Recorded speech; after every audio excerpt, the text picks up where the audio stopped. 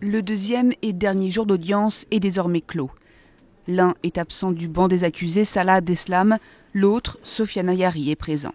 Tous les deux doivent répondre du chef d'accusation aux tentatives d'assassinat sur policiers dans un contexte terroriste. Leurs avocats ont réclamé que les débats restent impartiaux et se concentrent uniquement sur la fusillade de mars 2016. Une perquisition de routine dans un logement supposé vide au sud de Bruxelles qui avait mené à l'arrestation de Salah Abdeslam, le seul membre encore en vie des commandos djihadistes qui a frappé Paris le 13 novembre 2015.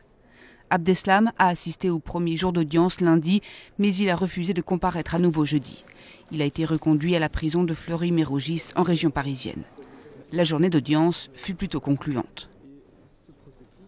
On a abordé le fond des choses et ça c'est le principal. On n'a pas fait que parler de périphérie, on a aussi parlé de ce qu'il s'est passé ce jour-là.